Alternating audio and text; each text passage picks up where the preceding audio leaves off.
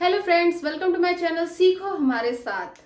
आज की वीडियो में हम बात करेंगे ऑब्जेक्ट्स की कि ऑब्जेक्ट्स क्या होता है। एग्जाम्पल के लिए ये एक गिटार है और इस गिटार की प्रॉपर्टी पूछी जाए तो ये गिटार वुड का बना हुआ है, ब्राउन कलर का है, 6 स्ट्रिंग्स हैं। इसी तरह से और भी प्रॉपर्टीज़ हो सकती हैं। म्यूज़िक प्ले करने के लिए यूज़ होता है।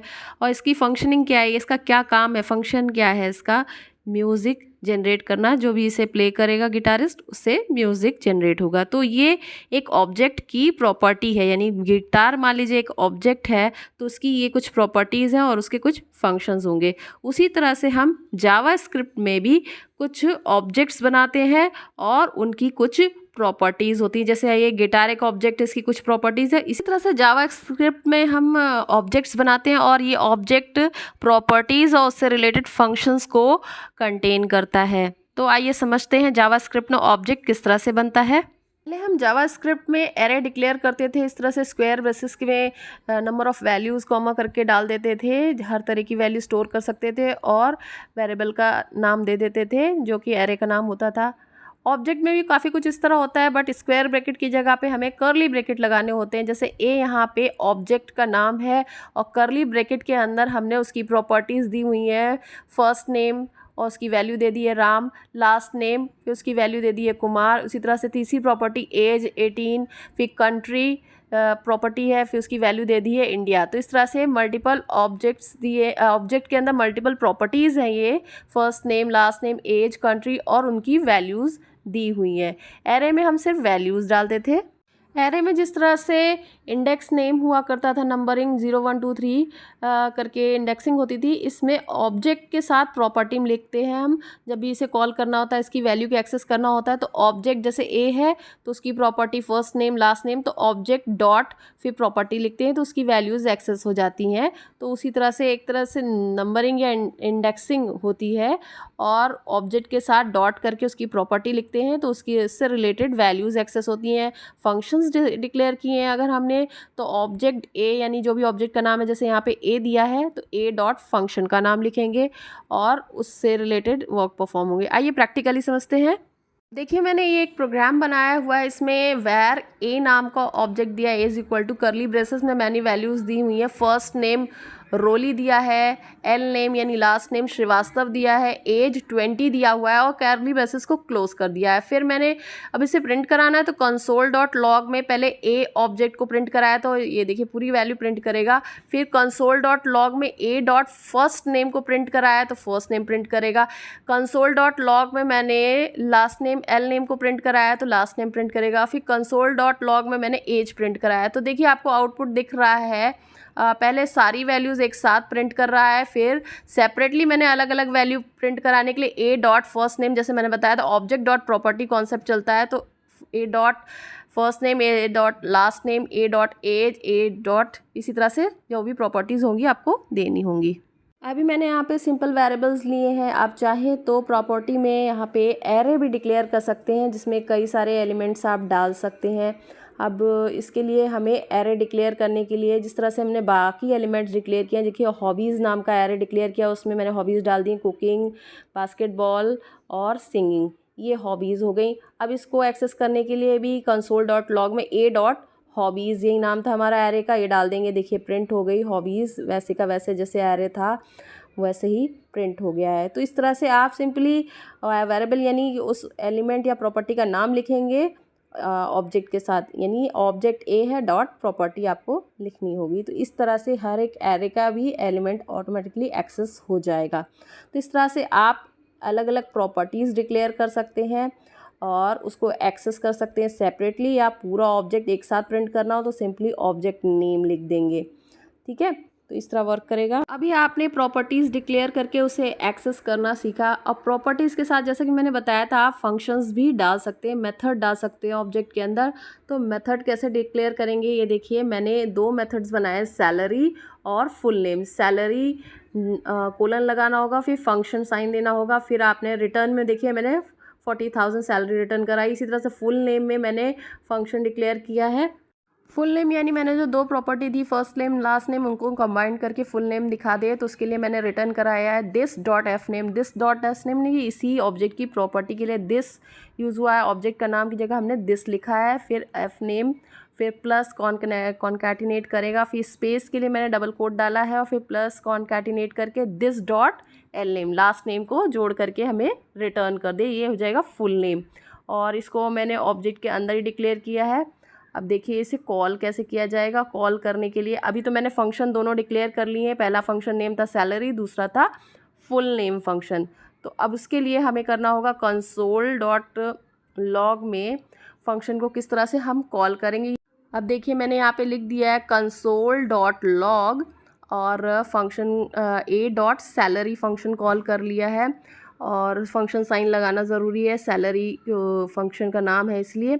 और दूसरा ए dot full name function sine लगा देंगे यहाँ पे भी, और सेमीकोलन से टर्मिनेट कर देंगे। देखिए मैंने दोनों फंक्शन कॉल कर लिए। कंसोल के अंदर ए डॉट लिखना होगा क्योंकि ए हमारा जो ऑब्जेक्ट बनाया है उसका ही ये फंक्शन है, उसी का मेथड है एक्चुअली। तो ए डॉट मेथड नेम, तो इस तरह से मैंने दोनों फंक्शंस को कॉल कर लिया है। दोनों फंक्शंस में यानी कि सैलरी में 40,000 रिटर्न करेगा, और फुल नेम में पूरा नाम जो रोली श्रीवास्तव अभी मैंने अलग अलग डाला होता फर्स्ट नेम लास्ट नेम में, वो रिटर्न करेगा। ये देखते हैं, देखिए नीचे आउटपुट में सैलरी रिटर्न कर रहा है 40,000, और फुल नेम रोली श्रीवास्तव स्पेस के साथ जैसे मैंने दिया था उसमें वैसा ही रिटर्न करना है। तो दोनों फंक्शंस इस तरह से काम करेंगे। इसी तरह आप चाहें जितने फंक्शंस चाहें तो आप ऑब्जेक्ट के अंदर डिक्लेयर कर सकते हैं और उसकी प्रॉपर्टी के अकॉर्डिंग काम करा सकते हैं। यानी जो भी ऑब्जेक्ट के अंदर प्रॉपर्टीज़ दिए हैं उन प्रॉपर्टीज़ को एक्सेस करके फंक्शन में अलग अलग काम करवा सकते हैं। और उसको एक्सेस करने के लिए आप इस तरह से ऑब्जेक्ट डॉट मेथड नेम आपको लिखना होगा। अब देखिए एक फंक्शन डिक्लेयर कर रहे हैं, उसका कर्ली ब्रेसेस बंद हो जाएगा। फंक्शन मैंने आपको बताया हुआ है पहले भी किस तरह से डिक्लेयर किया जाता है और उसको डिफाइन किया जाता है। उसकी डेफिनेशन के बाद कर्ली ब्रेसेस बंद करने के बाद आपको कॉमा लगा के, जैसे मैंने दूसरा फंक्शन डिक्लेयर किया है फुल नेम वाला, फिर कॉमा लगा के ऐसे जितने चाहे आप फंक्शन डिक्लेयर कर सकते हैं। इसी तरह से कॉमा लगा लगा के प्रॉपर्टीज़ भी डिक्लेयर कर सकते हैं। और साथ ही इसी ऑब्जेक्ट के अंदर और भी ऑब्जेक्ट आप ऑब्जेक्ट के अंदर ऑब्जेक्ट डिक्लेयर चाहे तो कर सकते हैं। तो ऑब्जेक्ट के अंदर ऑब्जेक्ट डिक्लेयर करना है तो प्रोसीजर सिंपल वही है। आपको बस करना ये है कि उसी ऑब्जेक्ट के अंदर प्रॉपर्टी सेक्शन में या उसके बाद आप अंदर एक और ऑब्जेक्ट डिक्लेयर कर दीजिए और उसकी प्रॉपर्टीज़ डिक्लेयर कर दीजिए। मैं आपको ये चीज़ प्रैक्टिकल करके बताती हूँ। देखिए इसी प्रोग्राम के अंदर मैंने हॉबीज़ के बाद लिविंग नाम का एक और ऑब्जेक्ट बनाया है, और कोलन लगा के कर्ली ब्रेसेस में मैंने इसकी दो प्रॉपर्टीज़ दी हैं, सिटी और कंट्री। सिटी की वैल्यू जयपुर दे दी है, कंट्री की वैल्यू इंडिया दे दी है। अब ऑब्जेक्ट के अंदर ऑब्जेक्ट है तो उसको कैसे एक्सेस करेंगे, आइए उसको समझते हैं। तो ये तो डेफिनेशन आई होप आपको समझ में आई हो। इसी तरह से आप कर्ली ब्रेसेस उस ऑब्जेक्ट का बंद करके कॉमा लगाएंगे और फिर आप दूसरा ऑब्जेक्ट भी उस ऑब्जेक्ट के अंदर डिक्लेयर कर सकते हैं। तो इसके लिए आपको सबसे पहले लिखना होगा कंसोल डॉट लॉग में ए डॉट लिविंग, यानी ए मेन आउटर ऑब्जेक्ट है और डॉट लिविंग दूसरा ऑब्जेक्ट है, फिर डॉट लिविंग की प्रॉपर्टी सिटी है तो वो लिखेंगे, यानी ऑब्जेक्ट पहले सबसे बड़ा आउटर वाला, फिर उसके बाद उसके अंदर जो ऑब्जेक्ट है उसको लिखेंगे डॉट करके, फिर उसके बाद डॉट उसकी प्रॉपर्टी लिखेंगे। तो इस तरह से ये चलता है और आउटपुट देगा। तो देखिए ऑब्जेक्ट की प्रॉपर्टीज़ की वैल्यूज़ आ रही हैं, जयपुर सिटी की वैल्यू है और इंडिया कंट्री की वैल्यू है। तो इस तरह से ऑब्जेक्ट फिर डॉट उसके अंदर का ऑब्जेक्ट फिर डॉट उसकी प्रॉपर्टी हमें देनी होती है, जैसा कि आप स्क्रीन पे देख रहे हैं। ए ऑब्जेक्ट है, फिर उसके अंदर लिविंग ऑब्जेक्ट है, फिर उसके बाद उसकी प्रॉपर्टी सिटी है। तो ये फर्स्ट मेथड था, आई होप आपको ये समझ में आया होगा। इसी तरह से एक दूसरा तरीका भी होता है, सेकंड मेथड भी होता है ऑब्जेक्ट क्रिएट करने का। पहला तो मैंने आपको ऑब्जेक्ट क्रिएट किया और बता दिया उसकी प्रॉपर्टीज़। दूसरा होता है कि आपने एक ऑब्जेक्ट क्रिएट कर दिया है, उसकी मेमोरी अलॉट हो गई है, बाद में आप उसकी प्रॉपर्टीज़ और वैल्यूज़ आप दे सकते हैं। जैसे मैंने लिखा है where A is equal to new object, यानी ये ए एक काइंड ऑफ ऑब्जेक्ट है। फिर बाद में आप उसकी प्रॉपर्टीज़ और वैल्यू दे सकते हैं। जैसे ए डॉट फर्स्ट नेम मैंने प्रॉपर्टी दी, उसकी वैल्यू दे दी राम। उसी तरह से ए डॉट लास्ट नेम मैंने उसकी प्रॉपर्टी दूसरी लास्ट नेम दे दी और उसकी वैल्यू दे दी कुमार। तो इस तरह से बाद में हम ऑब्जेक्ट डॉट उसकी प्रॉपर्टी फिर उसकी वैल्यू दे सकते हैं। तो पहले न्यू लिखने से उसकी मेमोरी एलोकेट हो जाएगी, बाद में आप अपने अकॉर्डिंग इसको वैल्यूज़ और असाइन कर सकते हैं। तो आइए इसको प्रैक्टिकल के थ्रू और बेटर समझते हैं। मैं इसमें एक ऑब्जेक्ट डिक्लेयर कर देती हूँ। जैसे मान लीजिए पर्सन नाम का एक ऑब्जेक्ट लिया है। न्यू एक कीवर्ड है जिससे मेमोरी एलोकेट हो जाती है। न्यू ऑब्जेक्ट ये डिक्लेयर हो गया है। अब जैसे ही पर्सन न्यू डॉट ऑब्जेक्ट ये डिक्लेयर करेंगे इस तरह से तो मेमोरी एलोकेट हो जाएगी। अब हम बाद में जितनी मर्जी चाहे इसमें प्रॉपर्टी ऐड करके उसकी वैल्यूज़ असाइन कर सकते हैं। अब मैंने लिखा पर्सन डॉट फर्स्ट नेम, फिर इसकी वैल्यू दे दी राम, फिर पर्सन डॉट एक और प्रॉपर्टी लेते हैं लास्ट नेम और उसकी वैल्यू दे दी कुमार। जैसे मैंने अभी आपको एग्जांपल में बताया, एक और प्रॉपर्टी ले लेते हैं। इसी तरह ऐड कर सकते हैं आप बाद में जितनी चाहे प्रॉपर्टीज़। पर्सन डॉट एज ले लेते हैं, एज इक्वल टू एज ले लेते हैं 25। तो इस तरह की 3 प्रॉपर्टी मैंने ले ली हैं। अब ये बाद में मैंने ऐड की हैं, डिक्लेरेशन के टाइम पे ऐड नहीं की हैं, ठीक है। तो इस तरह से बाद में आपको कई सारी जितनी मर्जी हो प्रॉपर्टी ऐड करके आप इसमें डाल सकते हैं ऑब्जेक्ट में। अब इसको मैंने मान लीजिए प्रिंट कराया, डॉक्यूमेंट डॉट राइट में पर्सन लिखेंगे तो देखिए ये प्रिंट नहीं होगा क्योंकि ये मेमोरी एलोकेट हुई है, इसकी प्रॉपर्टी को एक्सेस नहीं कर रहा है। लेकिन इसके साथ पर्सन के साथ मैंने आपको बताया था डॉट करके इसकी प्रॉपर्टी देनी पड़ेगी। पर्सन क्या है, काइंड ऑफ ऑब्जेक्ट है, ऑब्जेक्ट के साथ डॉट प्रॉपर्टी आनी चाहिए। अगर मान लीजिए सिर्फ ऑब्जेक्ट लिखा जाएगा तो इसे प्रिंट कराने पे ये इस तरह से देखिए ऑब्जेक्ट ही आ गया क्योंकि इसकी कोई प्रॉपर्टी है नहीं, अभी बस ऑब्जेक्ट डिक्लेयर हुआ है। तो अब इसकी प्रॉपर्टी दे देंगे पर्सन डॉट फर्स्ट नेम। अब फर्स्ट नेम देंगे तो इसे सेव करके प्रिंट कराते हैं। देखिए फर्स्ट नेम राम आ गया। इसी तरह से हम डॉट करके प्रॉपर्टी देते जाएंगे। वैसे एक और भी तरीका है ऑब्जेक्ट के साथ प्रॉपर्टी देने का, बट यही सबसे ज़्यादा यूज़ होने वाला तरीका है पर्सन डॉट ऑब्जेक्ट की प्रॉपर्टी। अभी कंसोल में भी देना चाहे कंसोल भी दे सकते हैं, कंसोल डॉट लॉग पर्सन। और देखिए यहाँ पे ऑब्जेक्ट इसमें भी दिखा रहा है ऑब्जेक्ट क्रिएट हो गया और उसके पर्सन की जितनी भी प्रॉपर्टीज़ हैं अभी मैंने डिक्लेयर की हैं वो सारी लिस्ट दिखा दी है। और एज प्रिंट करा दी, देखिए तो एज 25 आ गई डॉट करके।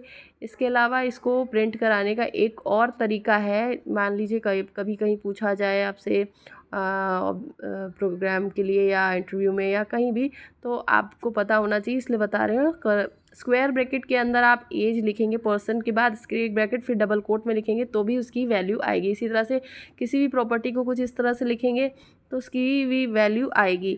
बट ये ज़्यादा यूज़ नहीं किया जाता क्योंकि इसमें बहुत ज़्यादा आपको स्क्वायर ब्रैकेट और कोट लगाने पड़ते हैं। सिंपली आपको object dot property concept follow करें, उसको ही ज़्यादा यूज़ किया जाता है। लेकिन पता होना चाहिए इसलिए मैंने आपको बता दिया कि इस तरह से स्क्वायर ब्रैकेट और डबल कोट में अगर प्रॉपर्टी नेम देंगे तो भी ये वर्क करेगा। अगर एक ही वेरिएबल में कई सारे ऑब्जेक्ट्स डाल दिए जाए, जब मान लीजिए स्टूडेंट नाम का आपका एक एरे है और उसमें कई सारे ऑब्जेक्ट्स स्टोर कर दिए गए हैं और जैसे ये अलग अलग करली ब्रैकेट्स में ऑब्जेक्ट हैं, उनकी वैल्यूज़ स्टोर है।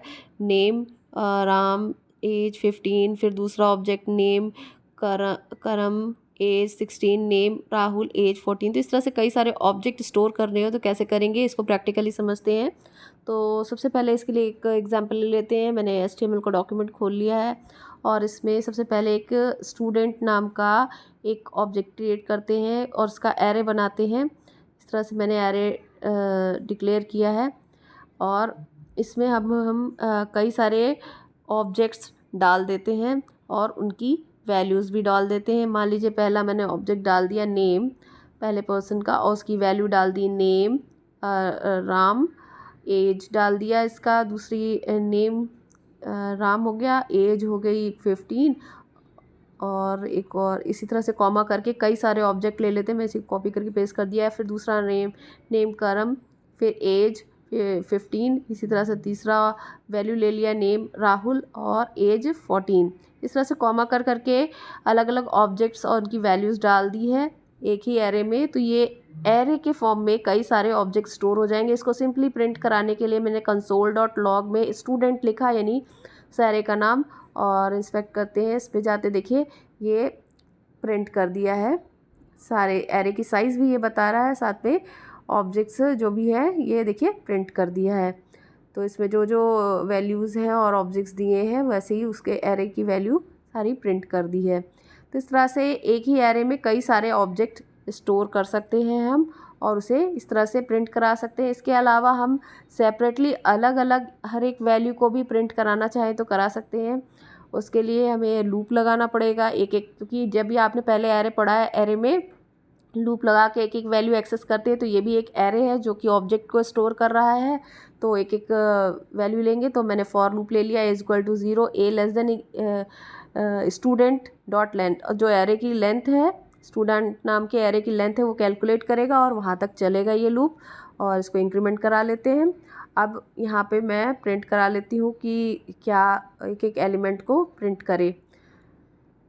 तो देखिए, सबसे पहले लिख लिया डॉक्यूमेंट डॉट राइट, और उसमें प्रिंट कर दे हमारा स्टूडेंट नाम का एरे है, तो स्टूडेंट डॉट, इसकी सबस्क्रिप्ट वैल्यू ले लेंगे स्टूडेंट की, एक एक इंडेक्सिंग वैल्यू होगी ए डॉट, फिर उसकी जैसे मान लीजिए हमारे प्लस नेम, मेरी पहली प्रॉपर्टी जो है नेम है, तो नेम आ जाए। देखिए ऑब्जेक्ट अभी आया, अभी नेम नहीं आया, क्योंकि स्टूडेंट नाम के उसकी प्रॉपर्टी एक्सेस करनी है ना।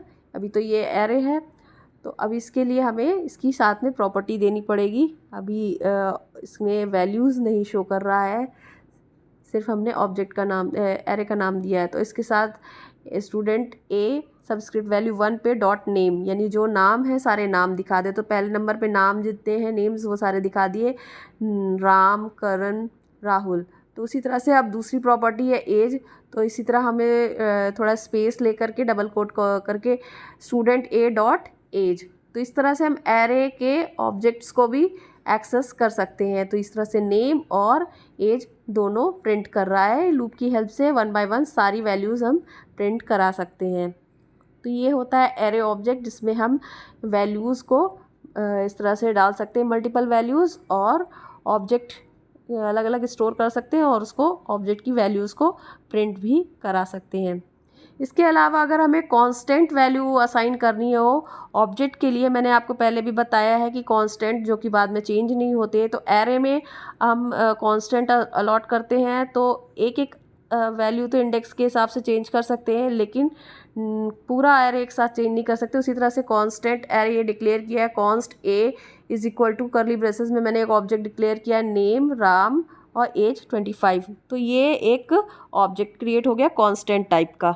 तो भी प्रिंट कराने का वही तरीका है, बस डिक्लेयर करने के लिए कॉन्स्ट नाम का कीवर्ड लिखना पड़ेगा। तो ये कांस्टेंट नाम का ऑब्जेक्ट क्रिएट हो जाएगा। इसकी वैल्यू बाद में चेंज नहीं होगी, सेपरेटली अलग अलग कर सकते हैं, पूरी वैल्यू चेंज नहीं होगी। मैंने आपको कई सारे लूप्स पहले बताए हुए हैं, while do while loop, for loop, for each loop. और ऑब्जेक्ट को बेसिकली एक्सेस करने के लिए फॉर इन लूप का यूज़ होता है, और फॉर इन लूप के ज़रिए हम ऑब्जेक्ट और उसकी प्रॉपर्टीज़ को ईजिली एक्सेस कर पाते हैं। बेसिकली ये लूप ऑब्जेक्ट को ही, ऑब्जेक्ट की प्रॉपर्टीज़ को एक्सेस करने के लिए ही यूज़ किया जाता है। ये समझते हैं, मान लीजिए ये एक ऑब्जेक्ट है ए, और उसके अंदर ये अलग अलग प्रॉपर्टीज़ है, first name, last name, age और कंट्री, इन सब की वैल्यूज़ दी हुई हैं, और इसे एक्सेस करना होता है। तो हम लिखते हैं console.log a.first name। फिर उसी तरह से दूसरी प्रॉपर्टी एक्सेस करनी है, तो हमें दोबारा लिखना पड़ेगा console.log last name, age, country, इस तरह से बार बार लिखना पड़ेगा। मान लीजिए 100 प्रॉपर्टीज़ हैं, तो आपको 100 बार ये लाइन लिखनी पड़ेगी।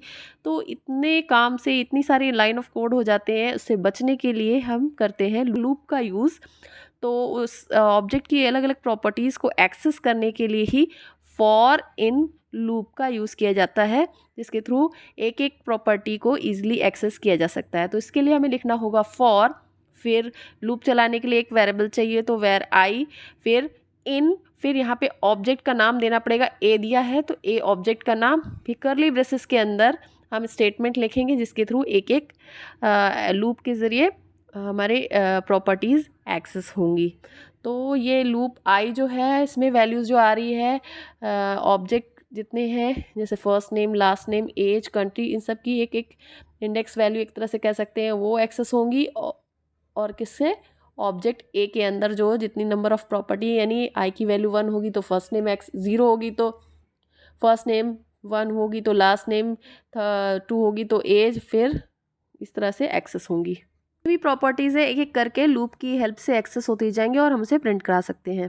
आइए इसको प्रोग्राम के थ्रू समझते हैं। अब देखिए इस प्रोग्राम में मैंने स्टूडेंट नाम का एक ऑब्जेक्ट क्रिएट किया है। उसमें फर्स्ट नेम में मैंने रोली डाला है और लास्ट नेम में श्रीवास्तव डाला, एज 25 डाली है। अब इसके जितने भी लूप की मतलब ऑब्जेक्ट की प्रॉपर्टीज़ हैं इनको एक्सेस किया जा रहा है एक फॉर इन लूप लगा करके। अब देखिए फॉर इन लूप के लिए एक वेरिएबल लिया है जो हर एक प्रॉपर्टी को एक्सेस करेगा और उसकी वैल्यू को प्रिंट करेगा। तो फॉर लिख करके हम वैर में यानी ये डेटा टाइप दे रहे हैं, वैर आई नाम का एक वेरिएबल ले लिया है जो हर एक प्रॉपर्टी को 1 बाय 1 एक्सेस करेगा। इन यानी ऑब्जेक्ट कौन सा है, स्टूडेंट, तो स्टूडेंट ऑब्जेक्ट के अंदर जो जो प्रॉपर्टी है वो आई के थ्रू वेरिएबल के थ्रू एक्सेस करे। अब हमने प्रिंट करा लिया है कंसोल डॉट लॉग, आई की वैल्यू प्रिंट कराई। आई में क्या क्या वैल्यू आएगी, पहले आएगी फर्स्ट नेम, फिर लास्ट नेम, फिर एज, फिर उसके बाद स्टूडेंट की वैल्यू यानी प्रॉपर्टी में जो वैल्यू स्टोर है वो प्रिंट करेगा। तो उसके लिए मैंने लिखा है स्टूडेंट फिर स्क्वायर ब्रैकेट में आई इंडेक्स वैल्यू के फॉर्म में और उसको क्लोज किया है। तो इस तरह से आप देखिए आउटपुट में देख पा रहे होंगे कि यहाँ पे सबसे पहले आ रही है आई की वैल्यू फर्स्ट नेम, फिर उसकी वैल्यू आ रही है रोली, फिर लास्ट नेम आई की वैल्यू आ रही है, फिर उसकी लास्ट नेम की वैल्यू आ रही है श्रीवास्तव, फिर एज आ रही है आई की वैल्यू, फिर उसके बाद उसकी वैल्यू आ रही है 25। तो आई में प्रॉपर्टीज़ स्टोर हो रही हैं और स्टूडेंट स्क्वायर ब्रैकेट में जो आई लिखा है उसमें आ रहा है उसकी वैल्यूज़ रोली श्रीवास्तव 25। तो इस तरह से हम फॉर इन लूप की हेल्प से ऑब्जेक्ट की प्रॉपर्टीज़ को एक्सेस कर सकते हैं ईजिली। आपको बार बार कंसोल डॉट लॉग लिखने की ज़रूरत नहीं है, हम एक साथ ही एक्सेस कर सकते हैं। अगर आपको ये वीडियो पसंद आया है तो वीडियो को लाइक करें, चैनल को सब्सक्राइब करें और शेयर करें।